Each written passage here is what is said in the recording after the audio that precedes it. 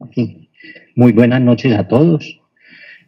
A continuación, espero que estén muy atentos a altas horas de la noche, pilas para oír esta conferencia que es el síndrome convulsivo en urgencias.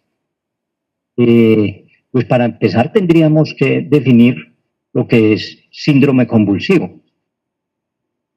Y muchas veces se hace sinónimo crisis epiléptica de crisis convulsiva. Entonces empecemos definiendo qué es una crisis epiléptica.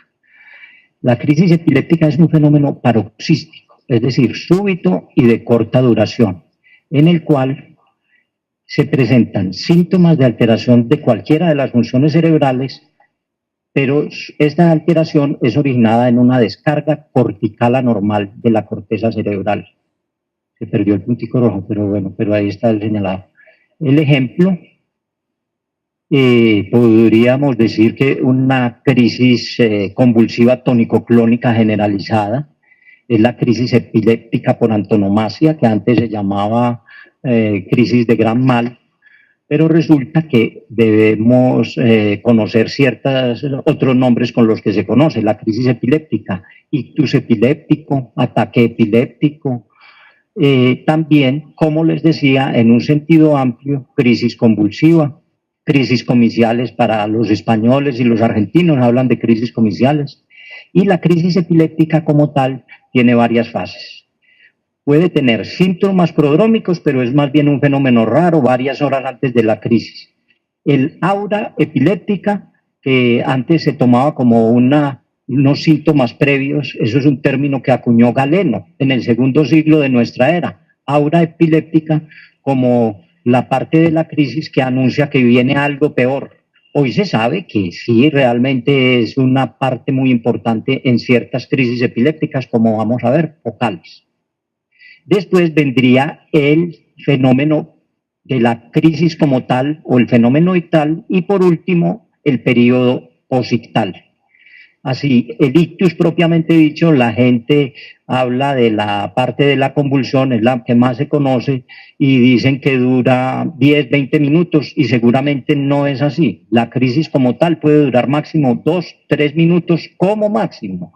Lo que sigue después, que es un estado confusional o somnolencia o cefalea, es el estado posictal, que puede durar entre 5 a 10 minutos. Cuando está durando más de 20 o 30 minutos ya es un fenómeno bastante anormal, pero por lo general una crisis, sobre todo la convulsiva tónico-clónica generalizada, una crisis epiléptica tiene un estado posictal corto.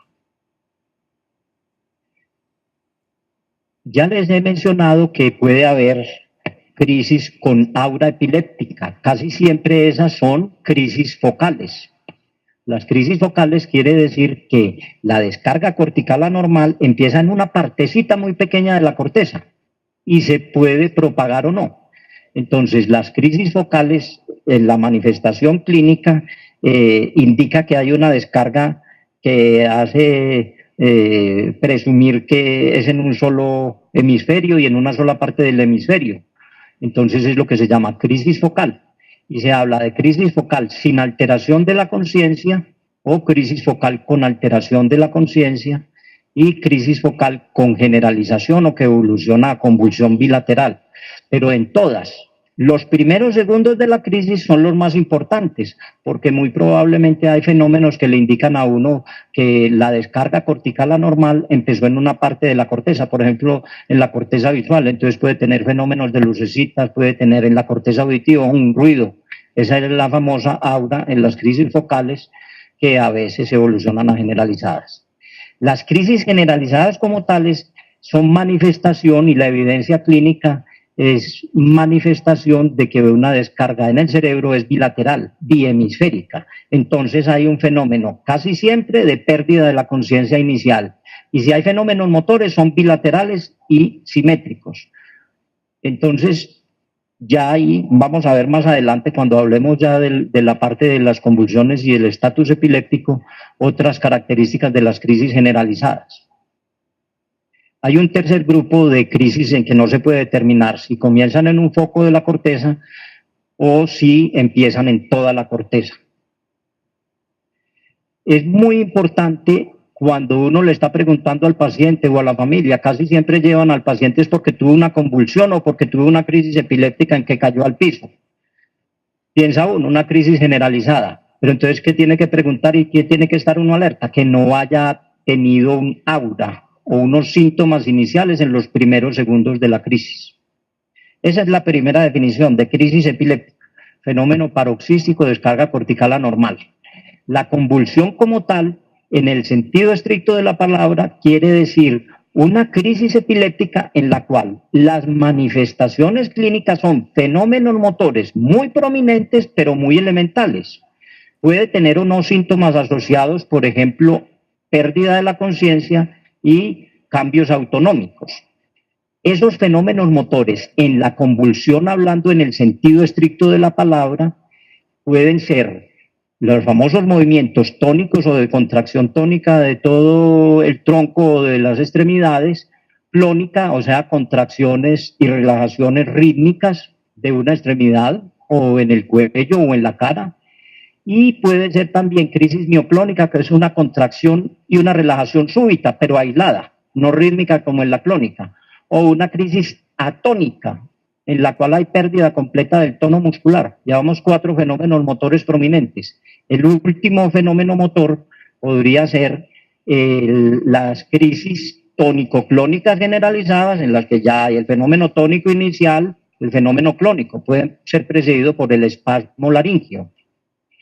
En un sentido amplio de la palabra, la crisis convulsiva es sinónimo de crisis epiléptica. Por ejemplo, para los traductores al español de Harrison y, por ejemplo, para la OMS en español, la crisis convulsiva o la convulsión se usa como sinónimo de crisis epiléptica, pero vemos que no es exactamente lo mismo.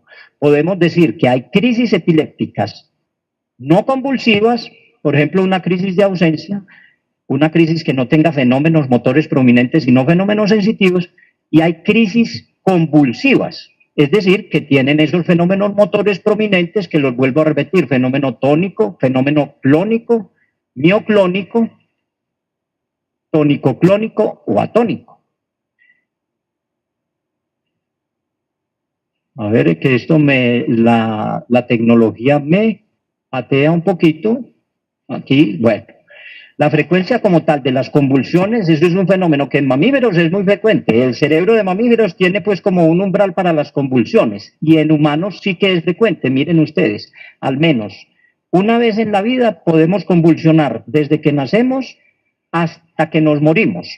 El 5 a 10% de la población. O sea que la convulsión como tal no es un fenómeno raro, es muy frecuente. Ahora bien, eso es hablando de la convulsión o sinónimo en sentido amplio de crisis epiléptica. ¿Qué es epilepsia? Vamos a dar brevemente. Esta no es una charla propiamente de epilepsia, aunque el síndrome convulsivo uno puede hablar de trastorno epiléptico.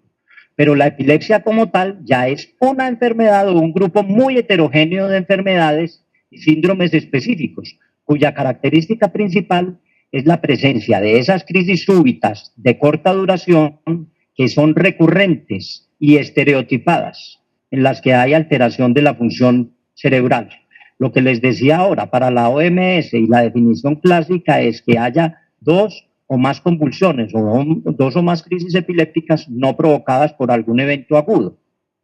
Una sola crisis que sea provocada, que no sea provocada por un evento agudo, pero que tenga alto riesgo de recurrencia, puede también considerarse o debe tratarse como la epilepsia o debe instalarse tratamiento a largo plazo. Eso sí lo debemos mencionar. Por ejemplo, una primera convulsión en un señor de 35 años de edad y resulta que yo le hago una tomografía y tiene un quiste de cisticerco o tiene un tumor, pues hombre, hay que hacerle tratamiento así no lleve sino una sola convulsión. Entonces, lo de que la epilepsia es 2 o más convulsiones o 2 o más crisis, es lo cierto, es la definición principal, pero hay estas excepciones. Si es una sola crisis y se encuentran factores de riesgo, como ese que les digo, de que en la imagen se encuentre una lesión cerebral, que por historia clínica tenga un antecedente de lesión cerebral previa, una parálisis cerebral, o que tenga antecedente familiar de epilepsia, o que tenga el electroencefalograma con patrón epileptiforme, ya con una sola crisis uno lo puede tratar como epilepsia, lo debo decir. Y también hay un tercer grupito que son las llamadas epilepsias reflejas, que se presentan en personas, generalmente niños o adolescentes, que un estímulo sensorial les provoca las crisis. Por ejemplo, la luz estroboscópica de un computador, de un jueguito de Pokémon o de lo que sea, y le provoca las crisis. Esas son crisis reflejas, son epilepsia, a pesar de que fueron provocadas. Esa epilepsia, como fenómeno heterogéneo y variado, en nuestro medio tiene una prevalencia de 1 a 2%, o sea, 10 a 20 por cada 1000 habitantes, o sea que en Colombia epilepsia activa de 2 o más convulsiones no provocadas puede haber alrededor, un estimativo bastante aproximado, 600.000 personas con epilepsia en una población de 50 millones de habitantes. En países desarrollados es mucho menor la prevalencia, la mitad, entre 0.3 y 0.7%, o sea, 3 a 7 por 1000 en el Japón, o en Estados Unidos 6 por 1000. En Estados Unidos una población de 320 millones con epilepsia activa podrá haber alrededor de 2 millones 100.000 personas con epilepsia.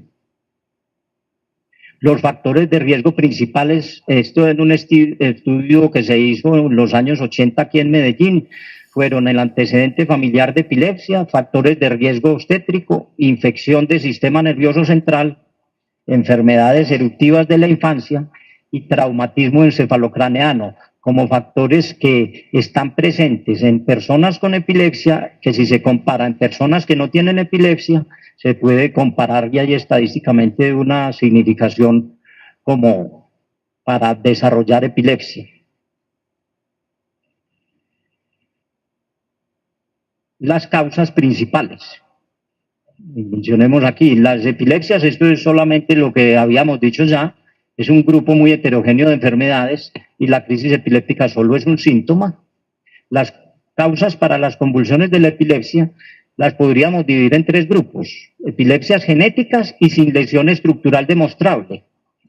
Las epilepsias con lesión estructural demostrable o con enfermedad sistémica o metabólica que pueda producir esas descargas anormales o esa predisposición cerebral. Ese sería el segundo grupo. Estas antes se llamaban epilepsias idiopáticas y el segundo grupo se llamaban epilepsias sintomáticas. Hoy se prefiere llamarlas genéticas sin lesión estructural y las otras con lesión estructural. Y en un tercer grupo, las epilepsias cuya causa no nos es conocida, que también existe el término de epilepsias criptogénicas.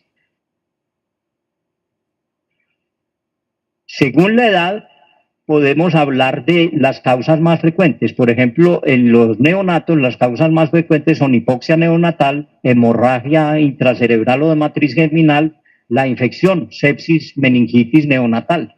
Las causas metabólicas, hipoglicemia, hipocalcemia neonatal, muy importantes en los niños recién nacidos. Ya vienen las malformaciones y causas genéticas pueden aparecer desde esta temprana edad. En niños lactantes y preescolares, la causa más frecuente de convulsiones recurrentes es pues, las convulsiones febriles, que no se considera sino un síndrome especial, no se considera epilepsia. Y ya vienen las causas genéticas sin lesión estructural, que son las epilepsias familiares, y después otras causas secundarias. Ya, en niños escolares, Virgen San Pedro, en niños escolares y adolescentes, las causas más frecuentes son las antes llamadas idiopáticas, genéticas, sin lesión estructural. La enfermedad en sí misma es la predisposición a sufrir las crisis. Ya en segundo lugar vienen infecciones del sistema nervioso, meningitis, encefalitis, el trauma empieza a jugar un papel importante y malformaciones cerebrales.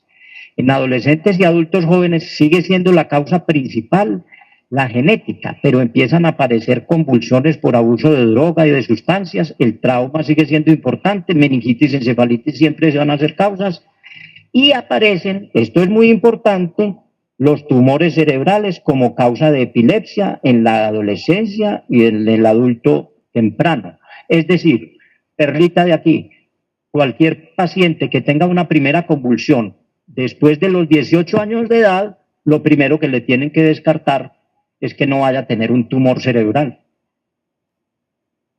Ya, en el adulto más grande o en el adulto como tal, y en el adulto mayor las causas vienen siendo, bueno, el adulto que les decía yo aquí, entre los 30 y los 44, el pico más grande de tumores cerebrales. Y todos los otros que habíamos dicho, trauma, abstinencia de alcohol. En adultos mayores, la enfermedad cerebrovascular y sus secuelas es la causa más frecuente de convulsiones. El tumor cerebral, los síndromes de abstinencia y causas metabólicas juegan un papel importante y también empiezan a ser importantes las convulsiones en enfermedades neurodegenerativas. En las fases terminales de enfermedad de Alzheimer hay muchas crisis mioclónicas. Pero vuelve y juega, miren ustedes, lo del tumor cerebral. Por eso la perlita, después de los 18 años, paciente con una primera convulsión, siempre descartarle epilepsia. Ahora sí, después de esta larga introducción, vamos con el tema que es enfoque y manejo del síndrome convulsivo en urgencias. Lo del adulto sobre todo, no me voy a referir mucho a los niños porque la fisiopatología y en el tratamiento hay ciertas circunstancias especiales que lo hacen diferente, aunque alguna que otra cosita mencionaremos. Uno, ante el paciente que convulsiona, puede tener varios escenarios. Aquí el que nos vamos a referir es al manejo inmediato del paciente que convulsiona. Y en ese caso puede ser que tenga una convulsión aislada y cuando llega a urgencias, pues ya se le pasó, que es la mayoría de las veces, o sea que está en estado posictal. O el pacientico que tiene convulsiones seriadas, que le han dado varias convulsiones, pero recupera su estado basal entre una y otra. O el paciente con estatus epiléptico. Y en esos 3 puntos es que vamos a basar todas las siguientes 40 minutos que vamos a hablar, o 45. De esto vamos a hablar muy poco, del manejo a largo plazo del paciente que convulsiona. Esto ya es otro escenario muy distinto. Esto ya es en la consulta externa o cuando ya viene después. Y el manejo a largo plazo, por eso les digo que alguna cosa sí vamos a hablar, manejo a largo plazo después de una primera convulsión o de estatus epiléptico, en eso sí voy a mencionar alguna cosa. Y esto sí, pues, que es el manejo de la epilepsia crónica, de lo que vamos a hablar. De eso no vamos a hablar ahora. Vamos a hablar del manejo inmediato o en urgencia, del paciente que convulsiona. Les había dicho que el fenómeno de las convulsiones es muy frecuente. Fíjense, más o menos en estadísticas hablan de que 0.5 a 2% de las consultas en los servicios de urgencia se deben a convulsiones. En niños, en urgencias infantiles, eso puede subir a 3 o 4% de las consultas en urgencias se deben a convulsiones, o sea que es una cosa bien frecuente. Afortunadamente, la mayoría, 3 de 4 que llegan o consultan por convulsiones en urgencia, ya llegan en un estado posictal, como les decía, y solo la 1/4 parte de esos pacientes que llegan a urgencias por convulsiones, la 1/4 parte llegan todavía con la convulsión, o mientras uno lo está atendiendo en urgencias, vuelve y convulsiona.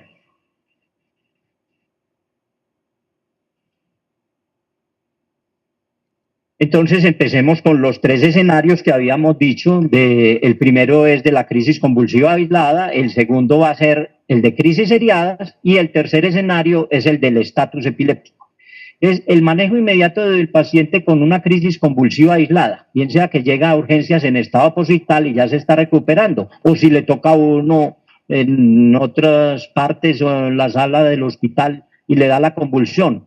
Prácticamente es muy poco lo que hay que hacer de más. Se debe proteger al paciente de que no se golpea mientras uno observa detalladamente la crisis y se debe hacer el ABC y los primeros auxilios de limpiar las secreciones, ver que si esté respirando, despejarle la vía aérea y mirar bien si hay, dependiendo de donde esté uno, si está en la cama del paciente del hospital. Pero en urgencias cuando llega, si ya llegó en estado posictal, y le toca a uno ver parte de la crisis, eso es solamente lo que hay que hacer. Simplemente observar detalladamente los movimientos, el tipo de convulsión que tiene el paciente es muy importante si tiene movimientos asimétricos, una desviación tónica de las extremidades, desviación tónica de la cabeza hacia un lado y desviación tónica de la mirada.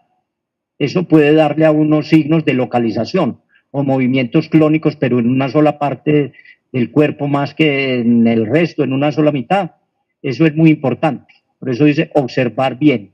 Una cosa muy característica es que el paciente, en medio de una convulsión tónico-clónica, hay que mirar bien los ojos.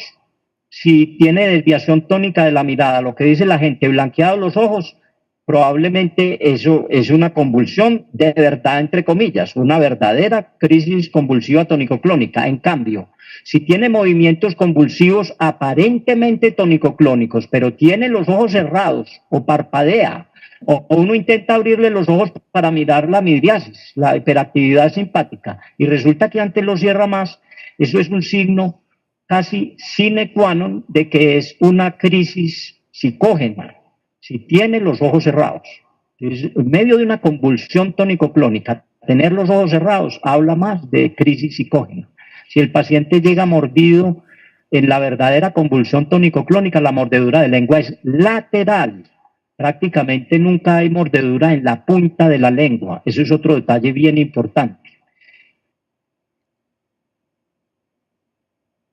Se requeriría más atención cuando la convulsión está durando más de 5 minutos y va a requerir medicación intravenosa, si hubo trauma serio al caer o hubo fractura o luxación de hombro o alguna otra circunstancia, herida del cuero cabelludo al caer, o lo que decía al principio, si el estado posictal es con inconsciencia prolongada. En esos casos sí va a requerir mayor atención. Se debe hacer una historia rápida y un examen neurológico rápido, preguntar por epilepsia previa, preguntar si toma anticonvulsivos, hay otra enfermedad de base, en qué circunstancias fue que lo encontraron convulsionando y descartar que no vaya a haber una intoxicación por ahí metida. Eso es muy importante y pedir los exámenes básicos, exámenes de laboratorio básicos según esa historia, niveles del anticonvulsivante si resulta que era una persona con epilepsia que ya los venía tomando y en qué caso seguir el tratamiento a largo plazo, lo que decíamos al principio. Si la crisis convulsiva aislada es de primera vez, tenemos que tener en cuenta estos antecedentes y va a requerir tomografía y electroencefalograma, o sea que si estamos en el pueblo lo tendremos que remitir, pero para manejo ambulatorio después de que se está estabilizado.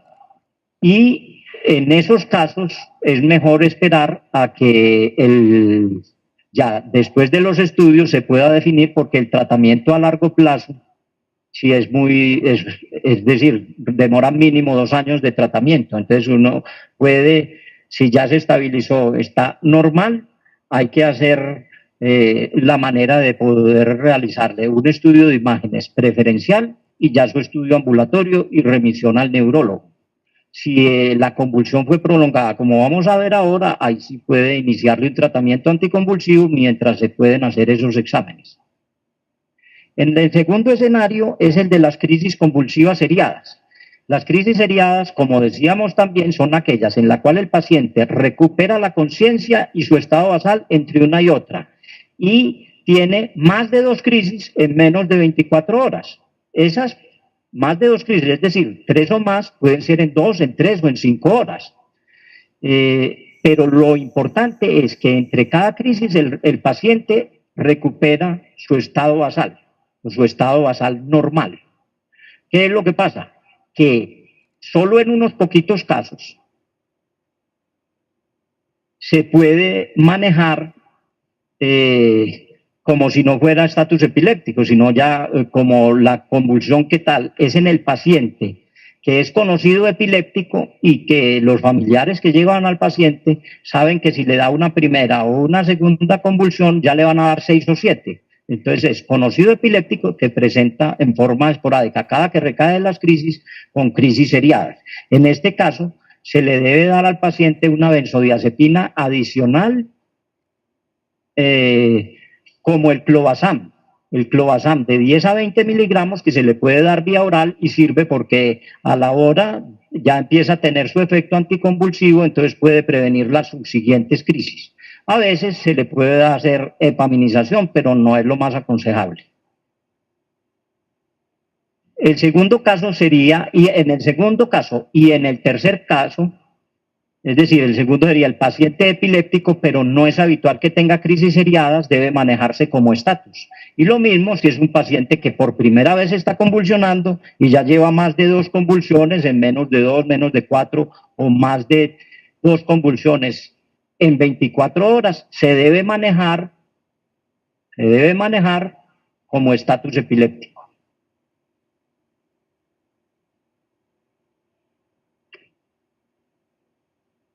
Este pasadito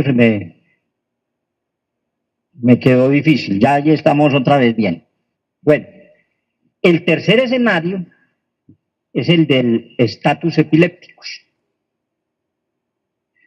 El estatus epiléptico, casi siempre, y sobre todo los que llegan a urgencias, que nos toca ver pan de cada día, convulsivo generalizado, es una urgencia médica que requiere un tratamiento y un manejo inmediato.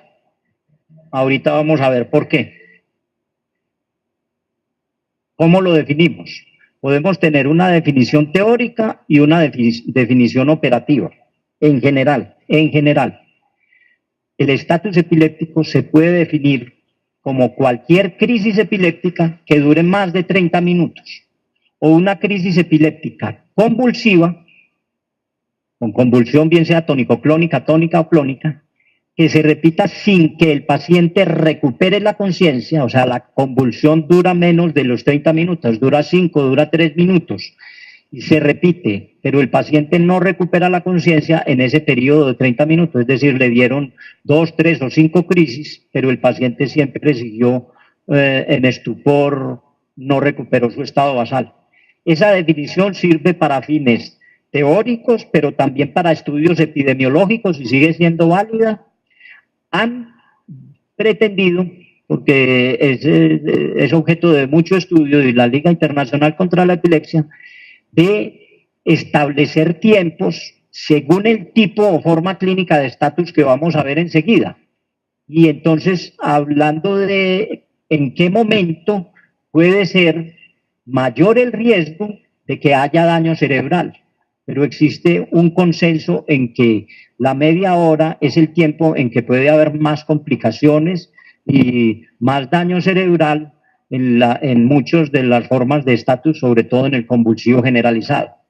De todas maneras, si nosotros estamos en urgencias y llega el paciente y está convulsionando y uno ve que está convulsionando de verdad, no es una pseudocrisis, ¿qué es lo que pasa? Que uno no se va a poner a esperar hasta media hora para empezar el tratamiento, precisamente porque a medida que pasa la crisis se puede volver más difícil de tratarla. Entonces hay una definición operativa, una definición práctica que tenemos que tener siempre presente, que si la convulsión es tónico-clónica generalizada, tónica o clónica, es decir, es convulsiva generalizada, presenciada por el médico y está durando más de 5 minutos, se debe manejar como estatus epiléptico. Esa es la definición operativa. Vale para niños mayores de 5 años, adolescentes y adultos. En niños menores de 5 años el tiempo se puede extender a 10 minutos. Y eso es para el estatus epiléptico convulsivo, con convulsión tónico-clónica. No todos tienen la misma urgencia, pero esa es la definición actual. ¿Y por qué? Se acorta el tiempo, por lo que les decía de la fisiopatología, porque tiene implicaciones muy graves, una convulsión tónico-clónica generalizada que esté durando más de 30 minutos, por varias cosas, porque puede haber alteración de la homeostasis, alteración hemodinámica y aparecer complicaciones sistémicas, o también porque puede haber daño neuronal. De manera que por eso es importante, vamos a ampliarlo un poquito más, y hablar de la fisiopatología como las etapas del estatus y vemos por qué. No sé si en esta diapositiva se alcanza a ver bien. Para ustedes, aquí tenemos convulsión o crisis aguda. Las fases están por columnas, abajo está el tiempo. De 0 a 5 minutos, cualquier crisis epiléptica, que sabemos que la mayoría de las veces es autolimitada, pero en un 5% se puede transformar en prolongada o estatus epiléptico, entonces lo llamamos estatus epiléptico premonitorio. Entre 5 y 30 minutos hablamos de estatus epiléptico temprano. Entre 30 y 60 minutos hablamos de estatus epiléptico establecido. Más de 60 minutos ya hablamos de estado epiléptico refractario, y si dura más de 12 horas o más de 24 horas, hablamos de estatus epiléptico maligno. Aquí en la gráfica vemos como la parte de las alteraciones neurofisiológicas, las alteraciones sistémicas que yo les mencionaba, y aquí abajo el metabolismo cerebral, el flujo sanguíneo cerebral en cafecito, el consumo de oxígeno cerebral por el tejido cerebral en azul y el consumo de glucosa en verde. Y entonces vemos lo que está pasando. En la convulsión en la fase aguda no hay descompensación y casi siempre, si es autolimitada, no implica ninguna disminución. Entre los 5 y los 30 minutos hay una fase compensatoria de hiperactividad catecolaminérgica, entonces aumenta el gasto cardíaco, aumenta la presión arterial, el consumo de glucosa y aumenta también el lactato. ¿Eso con qué fin? Que las neuronas que están descargando tengan más metabolismo, más oxígeno, más glucosa con cuál trabajar. Y esos mecanismos compensatorios duran hasta la media hora, pero después de media hora empieza a haber descompensación, inestabilidad hemodinámica, y empiezan a aparecer en esa inestabilidad disminución del gasto cardíaco, puede haber arritmias cardíacas, puede haber paro cardíaco después de la hiperactividad catecolaminérgica, arritmias, y hay disminución de la glucosa sanguínea, aumento de acidosis láctica y disminuye el oxígeno de los tejidos. Entonces entra en una fase el paciente que está convulsionando más de media hora seguida, en el que puede tener esas complicaciones sistémicas y puede estar muy grave. Generalmente ese paciente que llega y uno le pregunta a qué horas empezó y ya lleva más de media hora convulsionando y ya sigue convulsionando, está muy grave. Si pudiera uno lo tendría que llevar rápido a cuidados intensivos, pero es que eso es lo que uno no puede, y si está en un pueblo lo tiene que seguir manejando. De manera que por eso es que no hay que dejarlo pasar, sino de 0 a 5 minutos. Y en esta primera etapa es cuando hay que tratarlo para que no presente todas estas complicaciones. Por eso es la razón. Inclusive hay otra de las cosas que les mencionaba, de que puede haber por la excitotoxicidad. La excitotoxicidad esconden al GABA y aparece el glutamato dañando la neurona por la entrada masiva del calcio y se desencadena la cascada del ácido araquidónico. Y hay muerte neuronal, hay endofagocitosis, desaparecen los receptores GABA, se va haciendo cada vez más complicado el tratamiento de la convulsión. Si nosotros nos vamos al escenario de urgencias, para no hablar más de fisiopatología, sino de la cosa práctica, un paciente que le llega a usted a urgencias y usted distingue, eso es una convulsión, está convulsionando, tiene desviación tónica de la mirada, tiene la cialorrea y está con los movimientos tónico-clónicos, pues ya, si a no ser que le haya dado la convulsión en la puerta del hospital, ya cumple la definición operativa del estatus. Que ustedes lo que tienen que hacer es ver si es la convulsión de verdad o es una pseudocrisis o son otras cosas. En el diagnóstico diferencial lo que hay es el de los movimientos tónicos anormales, por ejemplo, de una intoxicación por haloperidol o una reacción distónica aguda, los temblores, la enfermedad cerebrovascular, una hemiparesia, eso sería muy difícil que uno los confunda. Una aura migrañosa también es muy difícil que lo confunda. Pero si uno tiene la convulsión y es verdadera convulsión, ya lo tiene que manejar como un estatus, como lo vamos a ver enseguida. Antes de ver ese diagnóstico y manejo, miremos algo de la epidemiología. En Estados Unidos se calcula que por año hay alrededor de 150.000 casos diagnosticados de estatus epilépticos. Es decir, 40 a 60 por cada 100.000 habitantes en una población de 320 millones. En Europa llega, no se sabe los estudios epidemiológicos porque hablan solo de 10 a 18 por cada 100.000 habitantes, es decir, mucho menos. Si extrapoláramos a Colombia, habría un diagnóstico de 18.000 casos por año.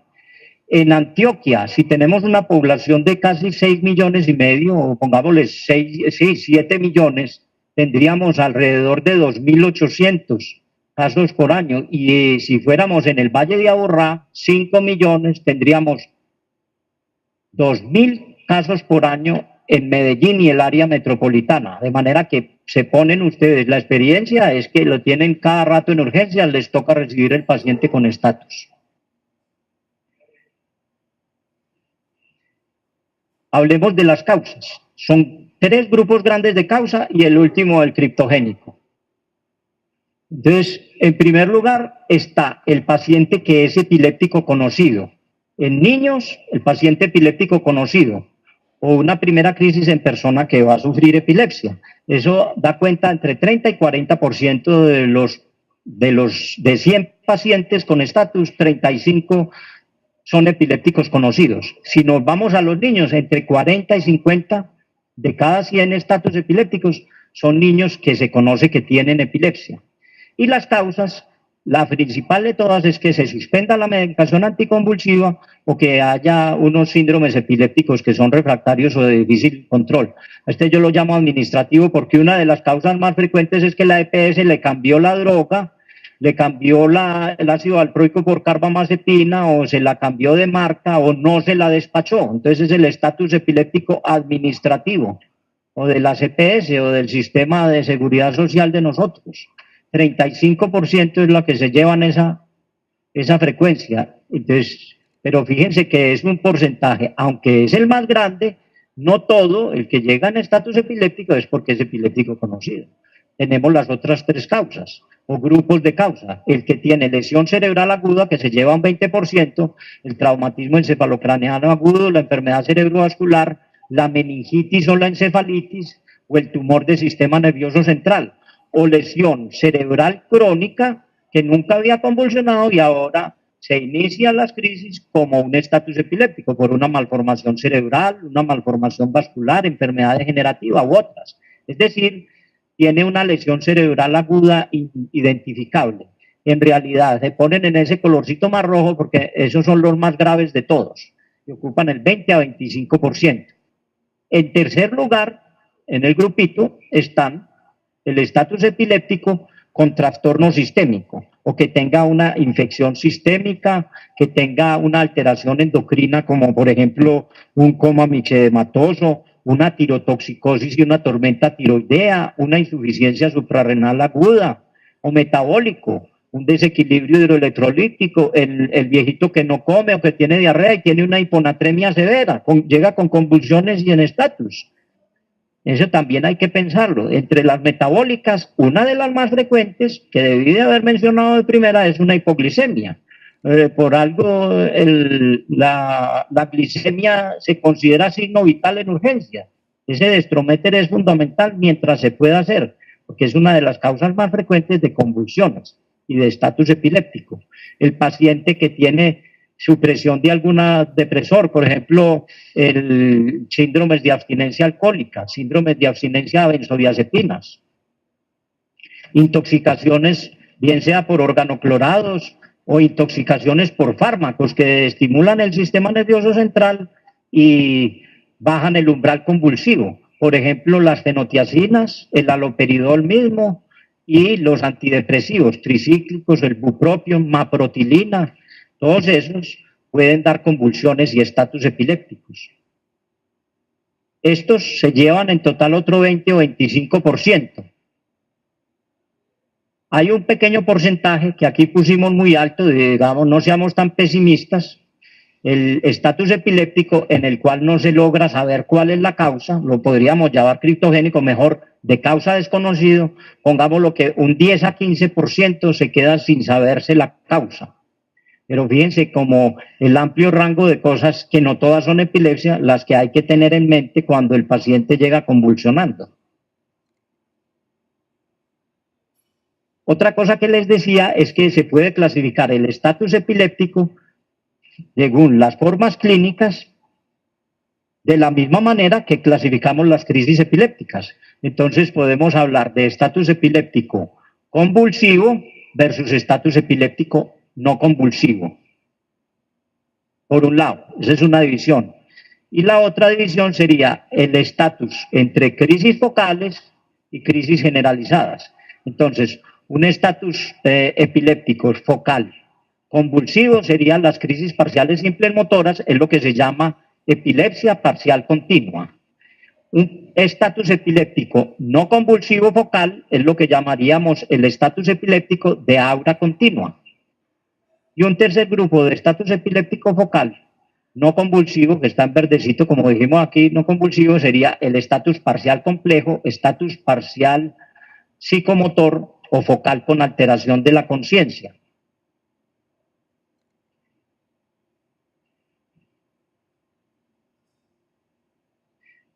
Y lo mismo diríamos, el estatus generalizado también lo podemos dividir en convulsivo y no convulsivo.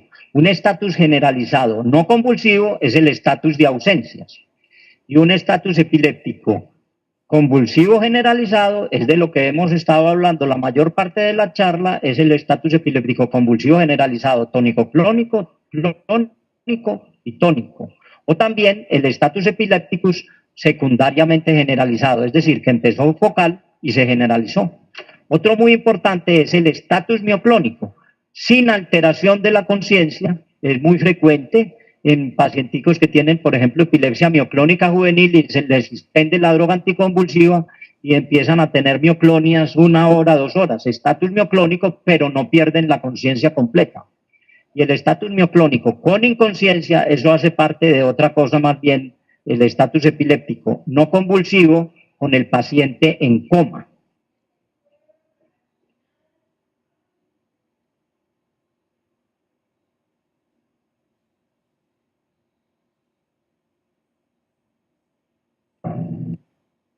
Diapositiva es para ilustrar lo que vimos, esta maraña, lo podemos dividir, aquí está en el cuadrito, el estatus epiléptico. En la columna de la izquierda está el convulsivo y en la columna de la derecha está el no convulsivo. En la parte de arriba, en la fila de arriba está el generalizado y en la parte de abajo está el estatus epiléptico focal. Entonces es lo mismo que dijimos, el estatus epiléptico convulsivo generalizado, tónico, clónico, clónico, tónico, mioclónico y atónico, estos son casi los más graves.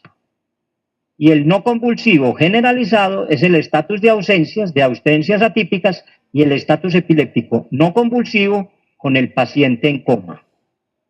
El estatus focal, lo habíamos hablado, el motor clónico es convulsivo focal, la epilepsia parcial continua que habíamos mencionado, la encefalitis de Rasmussen en los niños menores de 2 años, y el estatus epiléptico no convulsivo focal tiene tantas variedades que es un reto muy grande para poderlo distinguir y muchas veces no nos va a llegar a urgencias. De pronto que está aquí, el estatus que mencionaba, focal con alteración de la conciencia o parcial complejo. ¿Por qué? Estas formas de estatus epiléptico no convulsivo llegan a urgencias a veces como un síndrome confusional agudo con hipoactividad motora, el estupor de ausencia, su estatus de ausencia, y llegan a urgencias como un estatus no convulsivo, focal con alteración de la conciencia, como un síndrome confusional agudo con hiperactividad motora, el estatus parcial complejo. Clínicamente eso es muy difícil de sospechar, pero si de pronto ustedes ven en urgencias un paciente confuso, agitado, con automatismos y pierde contacto con el medio, pues lo tendrían que sospechar. Ahora les muestro unos movimientos de esos en un videíto. Pero también sospéchenlo. Si el paciente llega a urgencias y lo que tiene son movimientos de chupeteo, sobarse la ropa, ese fijo, ese sí tiene un estatus parcial complejo, porque los movimientos de chupeteo, como tragando, como chupando, o sobándose la ropa, esos son muy característicos de las crisis focales del lóbulo temporal mesial. Entonces, un paciente confuso, que ustedes le vean con alguno de esos dos signos, inmediatamente sospeche. Afortunadamente o desafortunadamente, uno al paciente agitado en urgencias le pone su cóctel de haloperidol 5 y midazolam 5. El midazolam es un anticonvulsivo muy potente y si con ese cóctel el paciente no se duerme, sino que se despierta, se debe pensar que lo que estábamos tratando era un síndrome convulsivo, un estatus epiléptico parcial complejo. Aquí, en esta diapositiva, les muestro en rojo los estatus epilépticos más graves. Es las mismas que teníamos ahora, del estatus epiléptico focal y el estatus epiléptico generalizado. El que acabamos de mencionar, que llega como síndrome confusional agudo, que puede tener movimientos de chupeteo de automatismos, el parcial complejo, es también una urgencia. El que ya habíamos dicho, el tónico clónico generalizado, y el estatus epiléptico no convulsivo con el paciente en coma, que quiere decir una disociación electroclínica, en el cual el paciente tiene descargas convulsivas generalizadas y sin embargo en la clínica no se observan esos movimientos tónico-clónicos en ningún momento. Entonces, antes de pasar pues ya a el diagnóstico de la convulsión que se está prolongando en el tiempo o del estatus epiléptico, podríamos ver, les voy a mostrar dos ejemplitos para ilustrar esas formas clínicas de lo que estábamos diciendo, antes de pasar al diagnóstico. ¿Me quedo ahí?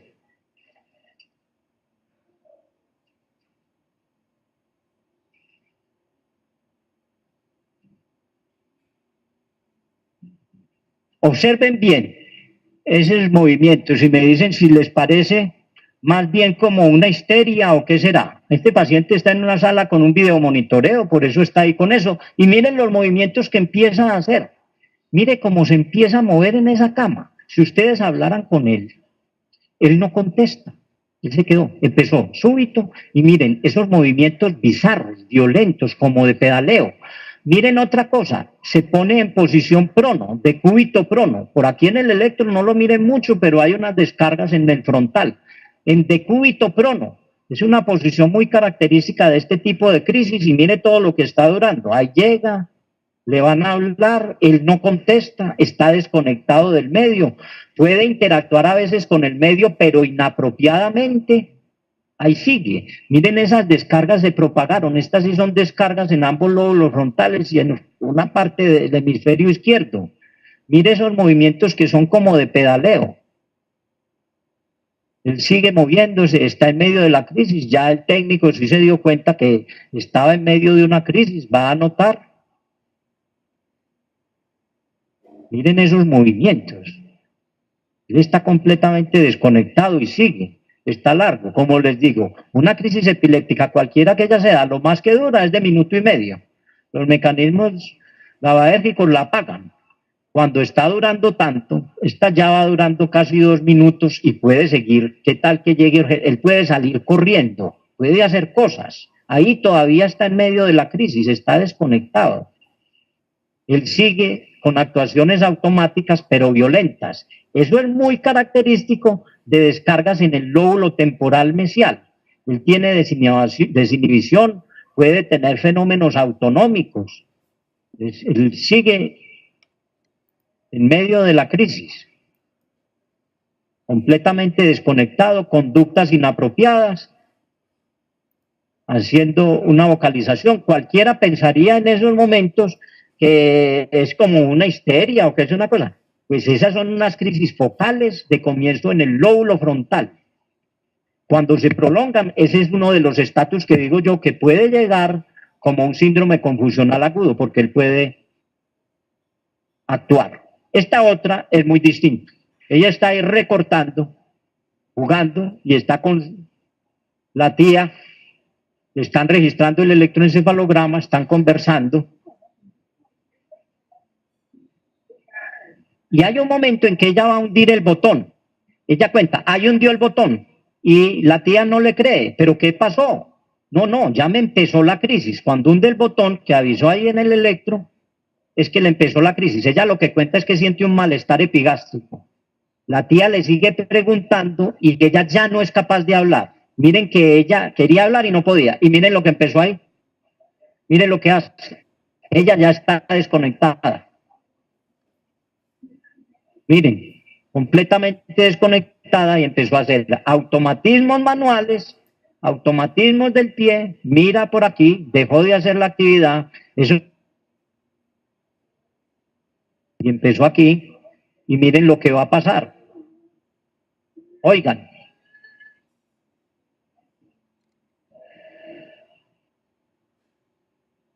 Es eso, el espasmo laríngeo. Miren la desviación tónica de la mirada. Y viene la fase tónica.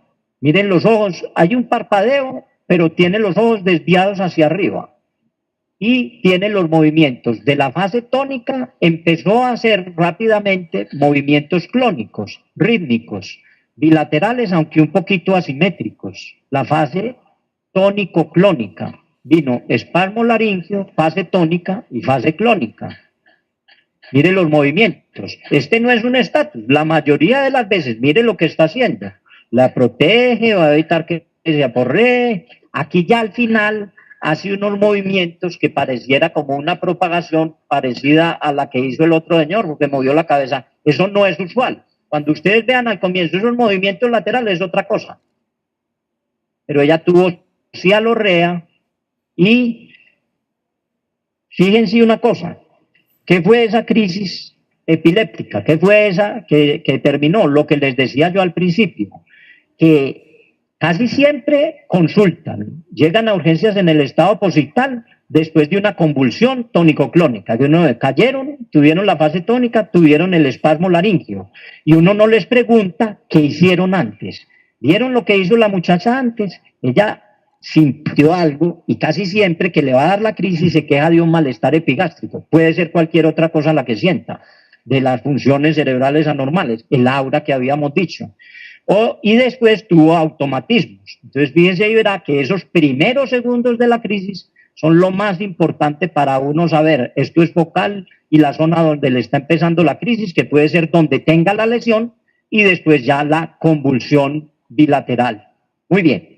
Ahora, en la última parte, vamos a hablar del diagnóstico y el tratamiento del paciente que nos llega convulsionando urgencias, que vimos que ya, si nosotros estamos de turno y llega convulsionando, lo primero que tenemos que hacer es determinar primeros auxilios, las preguntas iniciales, la cosa es de diagnóstico a la vez que se hace el tratamiento. Pero si ya llegó convulsionando y es una convulsión de verdad, entonces yo lo tengo que manejar con un estatus, pero no hay que correr. Hay que hacer escalonadamente el tratamiento. Lo podríamos dividir en esos primeros 15 minutos. La primera parte de 0 a 5 minutos nos entran en la camilla al paciente. Está convulsionando, está convulsionando. Acuérdense que lo más importante es convulsionó y llegas en estado posictal. Pero si sigue convulsionando y está en estatus, hay que actuar con calma, pero con el protocolo. La primera fase de 0 a 5 minutos es de primeros auxilios y el ABC. De 5 a 10 minutos ya vemos la canalización de las venas y las drogas que vamos a empezar. De entre 10 y 20 minutos seguimos aplicando las cosas. De 20 minutos a los 35 se está terminando el goteo de la segunda droga, y si aún así sigue convulsionando, en 20 a 35 minutos de atención ya estamos teniendo que llamar a un nivel más alto de atención o de más alta complejidad, y nosotros ya nos estamos preparando, si no hemos intubado al paciente, para intubarlo y poner lo último que podemos poner, que es un anestésico que vamos a decir ahora. Pero entonces escalonadito, no se desesperen. Lo primero que tenemos que hacer, como les decía, es los primeros auxilios, colocar al paciente en posición lateral de seguridad, despejar la vía aérea, limpiar las secreciones. En segundo lugar, ver que respire el paciente, si le pudiéramos poner el pulsoxímetro y ver qué saturación tiene, pero les digo una cosa, por lo general, en fase tónica el paciente está en apnea, pero en la fase clónica el paciente empieza a recuperar y el paciente pasa de una fase a otra. De pronto se queda un momentico como en el estupor profundo y vuelve y arranca. Entonces, él, al menos inicialmente, se defiende para la respiración. Y uno le tiene que preguntar al acompañante o al policía que entró al paciente, a todos, las 4 preguntas que son, bueno, ¿desde cuándo está convulsionando? Si se puede, ¿cómo empezó la convulsión? ¿Cómo lo recogieron? ¿De la calle que lo acabaron de atropellar? ¿De la calle que estaba con un poco de pipo de alcohol o de cosas, lo que sea? ¿O de la pieza con un poco de frascos que se había tomado intoxicado? Todos esos antecedentes inmediatos. Entonces, la hora que le empezó, el cómo le empezó, circunstancia, y uno de los más importantes, ¿qué enfermedad de base tiene? ¿Es epiléptico o no? ¿O es... tiene lo que habíamos dicho ahora, alguna enfermedad sistémica, insuficiencia renal, hipertensión, toma qué tipo de drogas, tiene hipotiroidismo, tiene diabetes, todo eso es muy importante. Y uno a la vez tiene que estar haciendo el examen rápido de si tiene laceraciones, signos de trauma, escarcha urémica, el aliento de la cetoacidosis. Y entonces después viene en el B, uno le puede poner oxígeno nasal a 4 a 6 litros por minuto, tiene que bregar a establecer una línea venosa por un lado para tomar las muestras, sobre todo de el hemograma, el ionograma, la glicemia, la creatinina y el BUN y las transaminasas, lo básico. Si es epiléptico conocido, muestras para el nivel del anticonvulsivo, sobre todo de fenitoína o ácido valproico, carbamacetina, y muestras para toxicología, que tienen que ser por lo menos 5 centímetros y centrifugar y guardar en caso de sospecha de intoxicación. Si uno puede, tiene a mano, le puede hacer el destrométer, como habíamos dicho. Si el destrométer da menos de 60 o el paciente es un alcohólico conocido, yo lo que tengo que hacer es ponerle tiamina o tiene aliento alcohólico, tiamina 1 a 2 centímetros intravenosa y ponerle destroza al 10%, 125 a 250 mililitros de destroza al 10%. Y eso en un paciente, o el paciente diabético que se puso más insulina de la cuenta, el destrométer no dosificó por bajo, la destroza lo salva. Previamente la tiamina para evitar la encefalopatía de Wernicke. Y la piridoxina a veces se utiliza porque en realidad el complejo B que hay en urgencias tiene tiamina y piridoxina. Y en niños menores de 3 mesecitos, la piridoxina también puede salvar al niño porque hay unas formas de estatus epiléptico que son resistentes y solo ceden a la piridoxina. Entonces, esto es como en los primeros auxilios, lo inicial, las preguntas, el examen inicial. Ya, como les decía, del minuto 5 a 10, si todavía está convulsionando, bueno, otra cosa es, si le hice el destrométer y dio más de 60, dio 80, y no es alcohólico, yo no tengo que poner destroza. La destroza es según la disponibilidad y según lo que haya dado.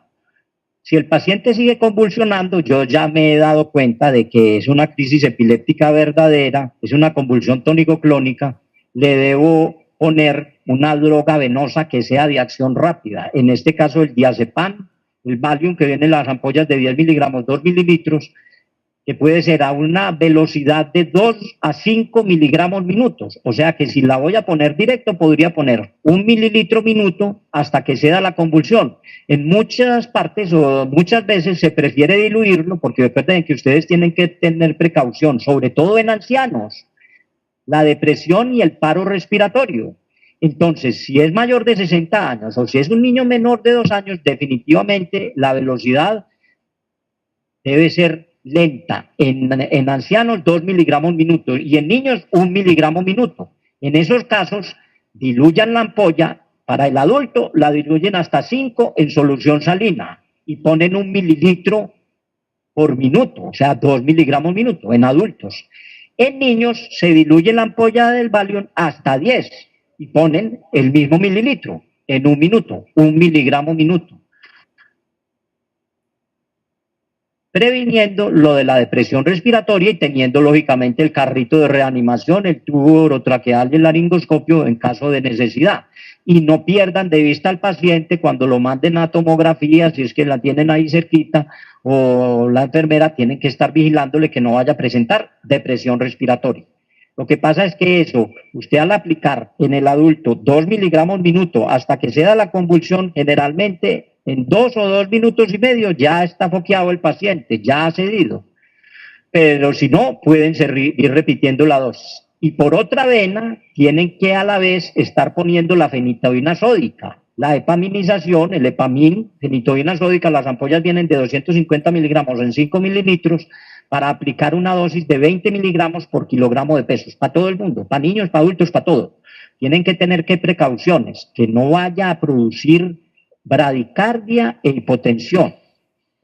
Y está contraindicado en personas que tengan bloqueo auriculoventricular. Si usted todavía no ha puesto el electrocardiograma, como es bien difícil en el paciente convulsionando, ustedes sí le tienen que tomar el pulso. Un paciente en medio de la convulsión, Acuérdense que tiene hiperactividad catecolaminérgica. ¿Cómo va a estar el pulso? Y con todo ese desgaste y todo. 132, 144 de pulso. Si un paciente en medio de la convulsión tiene un pulso de 70 o 60, sospechen que ahí está pasando algo. Ahí estaría contraindicada la fenitoína. Probablemente tenga un bloqueo auriculoventricular. La velocidad de infusión del Lepamín es 20 a 50 miligramos minutos. En ancianos, 20 a 25 miligramos minuto. En un adulto, por lo demás sano, 50 miligramos minuto. En niños la velocidad de infusión del Lepamín es de 1 miligramo por kilogramo minuto. Si pesa 30 kilos, le pasamos a una velocidad de 30 miligramos minuto. Si pesa 12 kilos, le pasamos a una velocidad de 12 miligramos minuto. Siempre se debe diluir en solución salina, no en destroza porque se precipita, y la dilución debe hacerse que no quede ni muy concentrada, no más de 20 miligramos por mililitro de la solución que se haga, tener en cuenta eso en niños, ni tampoco muy diluida, es decir, no, disolveme las 3 ampollas de Epamín, o sea, 750 miligramos, en 500 mililitros de solución salina, ni riesgos, eso tan diluido no le hace ni cosquillas al paciente y no le actúa. Usted lo tiene que diluir generalmente en adulto, en la uretra, hasta 100, lo que calcule. Los 1000, o sea, 4 ampollas para uno de 50 kilos, o las 6 ampollas para uno de 70 kilos. En promedio, un adulto normal necesita 5 ampollas de Epamín y se diluye hasta 100 en solución salina. Y acuérdense de esas concentraciones, no más concentrado de 20 miligramos por mililitro, ni más diluido de 5 miligramos por mililitro.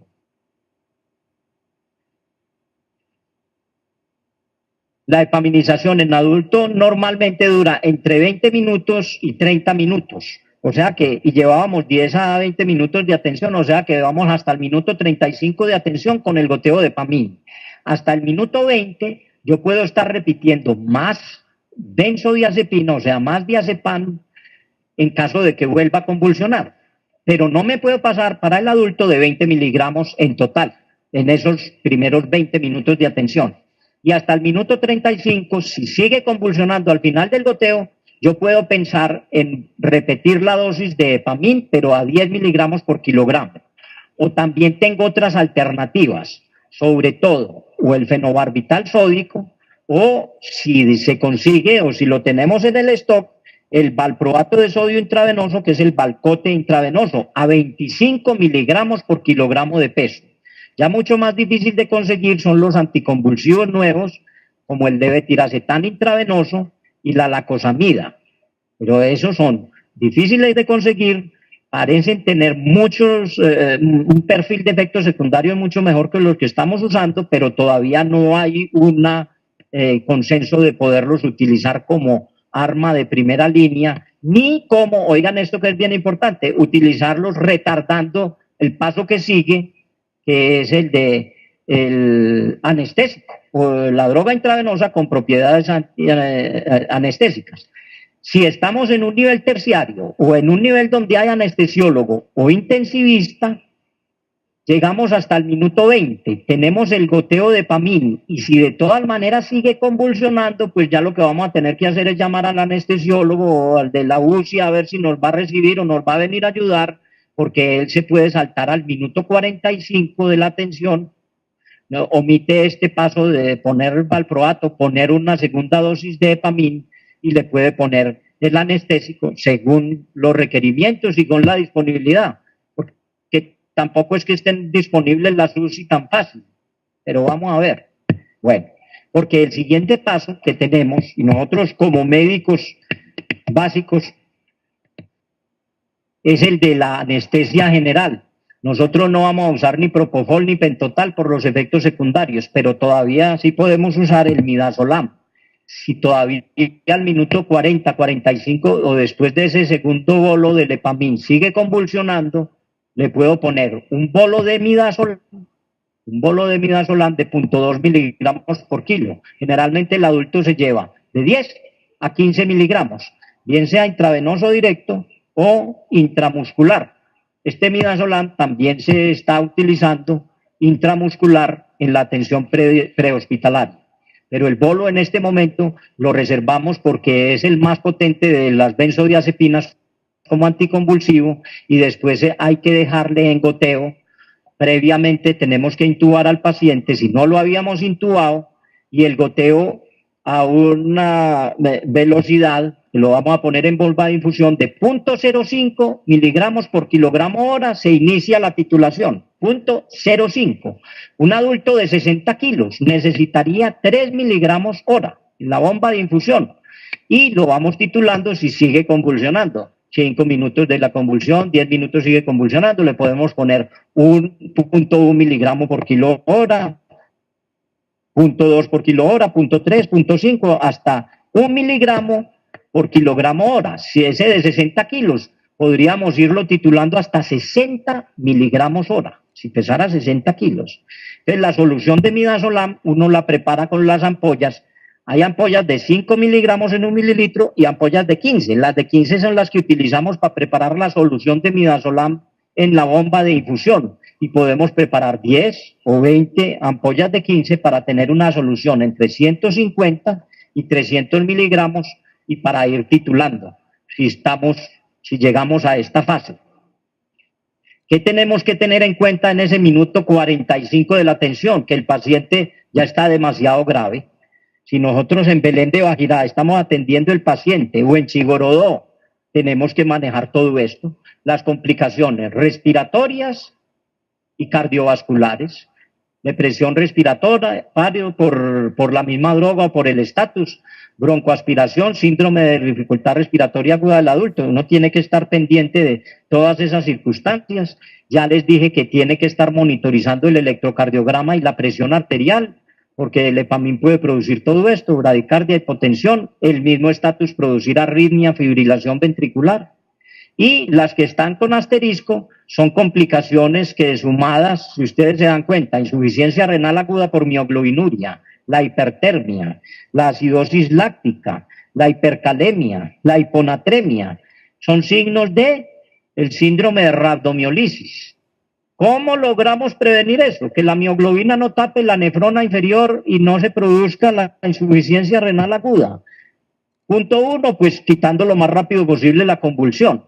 Y punto 2, hidratando supremamente bien al paciente y exageradamente, diríamos, poniéndole los cristaloides, la solución salina o como le vayamos a poner, calculando requerimientos más pérdidas más un poquito más. 1 a 2 centímetros kilogramo hora o un poquito más. A veces la hipotermia y el hielo en las axilas y en la ingle puede ayudar al bajar la hipertermia, tener en cuenta que el paciente que llega, que venía febril y empieza con convulsiones, a ese le tenemos que descartar la meningitis o la encefalitis, pero si llegó a febril y a la media hora de estarlo atendiendo aparece la hipertermia, puede ser una hipertermia de origen central. El edema cerebral y una complicación que mencionábamos ahora era la disociación electromecánica o el estatus sutil, que quiere decir que el paciente, nosotros felices porque termina el goteo de EPAMIN, se le quitaron las convulsiones y resulta que no despierta, sino que el Glasgow está bajando de 9 que tenía a 7 y no lo habíamos intubado y ya lo tenemos que intubar. Y la enfermera de al lado nos dice, mire cómo está haciendo, un parpadeo, un movimiento sutil de los brazos, mioclonias fragmentarias. Ese paciente puede estar haciendo lo que se llama disociación electroclínica o estatus epiléptico sutil, que para muchos es sinónimo de estatus epiléptico refractario.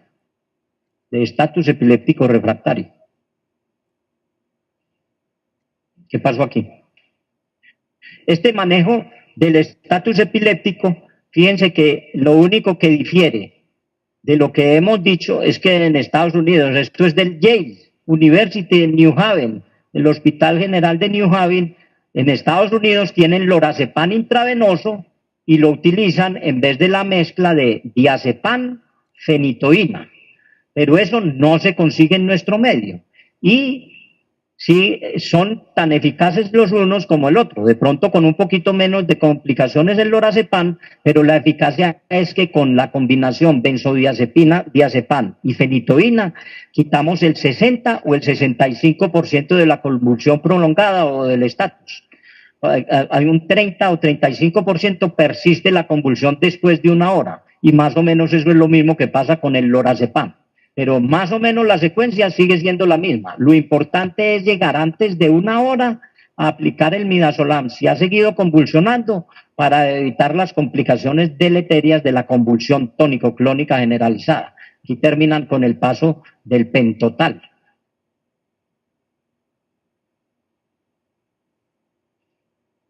La mortalidad y el pronóstico en el estatus epiléptico realmente es muy grande.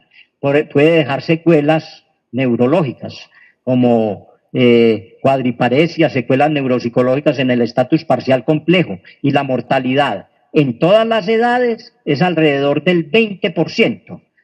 Depende, en primer lugar, de la duración del estatus, en la demora en iniciar el tratamiento y en iniciar un tratamiento con un protocolo. Entonces, fíjense, desde que el momento que empieza el estatus epiléptico, si nos llega a urgencias y ya lleva 30 o 40 minutos convulsionando, el pronóstico se hace más reservado. Y si nosotros en el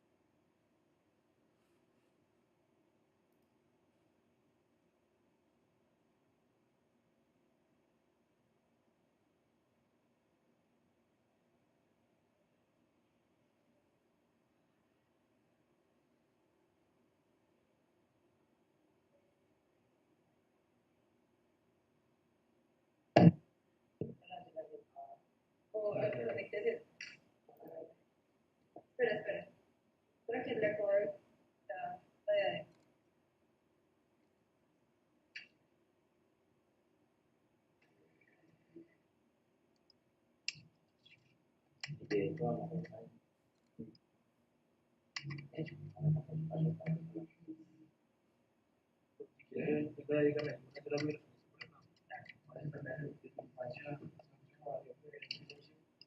todas. Sarampión, rubeola.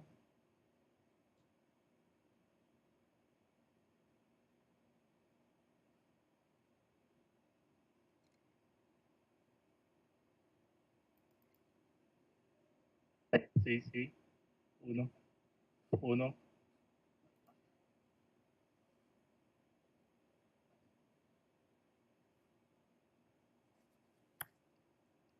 Sí, sí. 1. 1, 2, sí.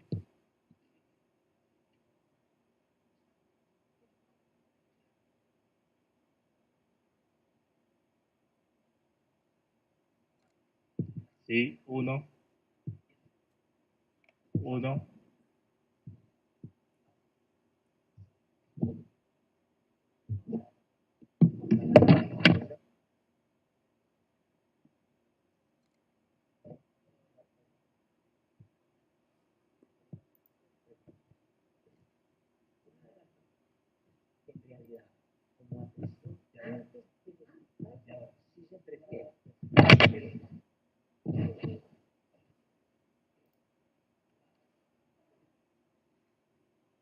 En las primeras media hora, apenas lo que les dije, que llego a 30 minutos, no está tan grave la cosa.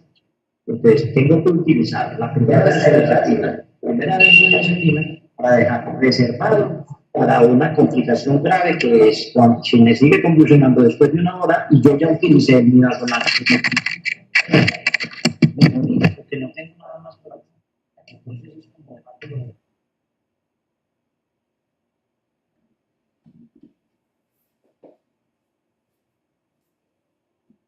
solamente cuando sí, 1, 2, 3. en el Sí. o en el que tiene hipoglicemia severa, o en descometernos que yo voy a poner destrozo. Si voy a poner destrozo, tengo que poner la diamina. Sí. Y la diamina, a la dosis 2 centímetros, son 200 miligramos intravenosos.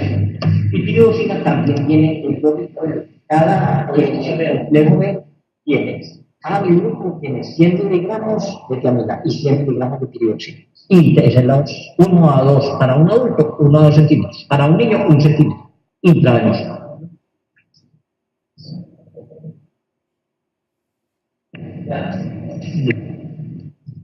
Estábamos diciendo, y esto es para terminar ya, que la mortalidad depende, en primer lugar, de la duración, el tiempo que pase entre el comienzo de la convulsión y del estatus y el comienzo de la tensión, por un lado, y el tiempo entre el comienzo de la tensión y el cortar la crisis. Y entonces les decía que sumando tiempos, es muy grave el estatus epiléptico cuando ya lleva más de 2 horas de convulsión. Si nosotros empezamos en promedio a atender al paciente a los 20 o a los 30 minutos, llevamos 1 hora, ya estamos llegando al punto crítico, que es de 2 horas de duración. Y la mortalidad se crece mucho. Pero el factor determinante más importante de la morbilidad y de la mortalidad en el estatus epiléptico es la causa. Como habíamos dicho de los 4 grupos de causa, el epiléptico, el que tiene una enfermedad sistémica, un síndrome de abstinencia, se reconoce y se trata, tiene mejor pronóstico que el que tiene una lesión estructural aguda. Ese es el del peor pronóstico y ese es el factor más determinante de la mortalidad en el estatus, la causa. Un paciente con enfermedad cerebrovascular aguda y estatus, un paciente con trauma encefalocraneano y estatus, o un paciente con una meningitis o una encefalitis y estatus epiléptico está muy grave y la mortalidad es muy alta. Y el tercer factor es las edades extremas. Entonces, en menores de 18, la mortalidad es de 8 al 12%. Si se considera en niños menores de 1 año, la mortalidad es de 30 a 40%.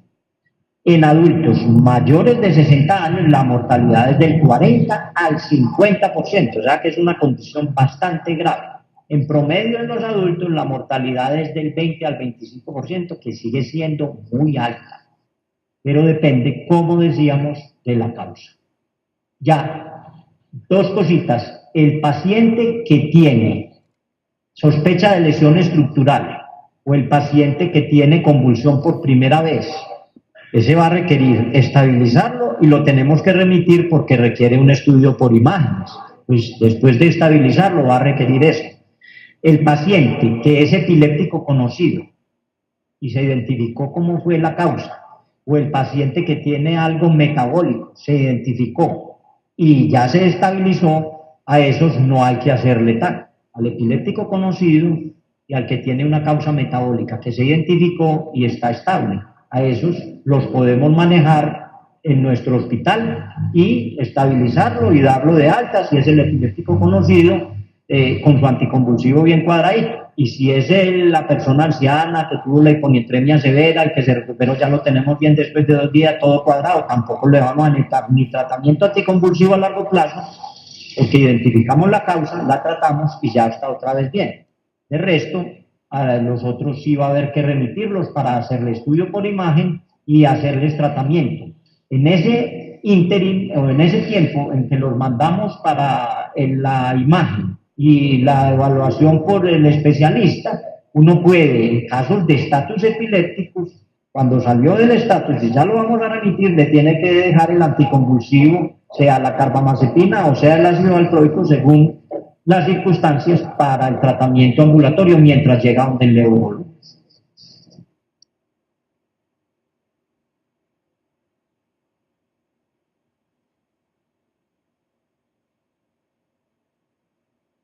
Esperamos que alguna vez les podamos dar esa clase. Muchas gracias por por aguantar.